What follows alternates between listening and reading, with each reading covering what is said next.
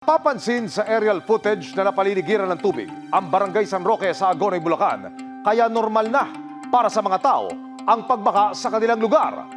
Dahil hindi na nakahakot ang mga basura sa hinabaha, napagdesisyonan ng barangay na ilipat sa isang bakanting lote ang mga basura hanggang naging gabundok na nga ang basura at minsan lang daw sa isang buwan kung magakot dito.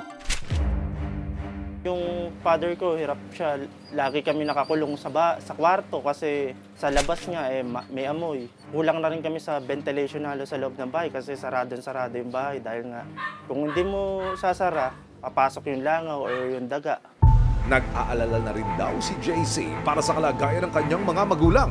Nung dumadami na yung basura, yun talaga, namamroblema na kami. Tulad ng sabi ko, yung father ko, hindi na nawala yung ubo. May sakit pa siya sa puso. Ayon sa punong barangay, inilapit na rin nila sa pamahalaan ng Agonoy, Bulacan ang kanilang reklamo noong November 2024. Pero hanggang ngayon ay hindi pa rin daw naaaksyonan ang gabundok na problema sa kanilang lugar. Lagi po namin tinatawag sa kanila na kung po pwede hakutin. Ang lagi nilang katuwiran, laging mataas ang tubig, baha.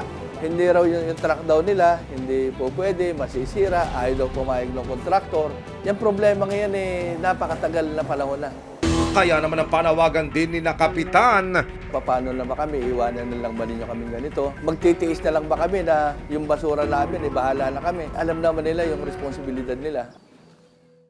Maraming salamat sa panonood, mga kapuso. Para masundan ang mga reklamong nasolusyonan ng resibo, mag-subscribe lamang sa GMA Public Affairs YouTube channel.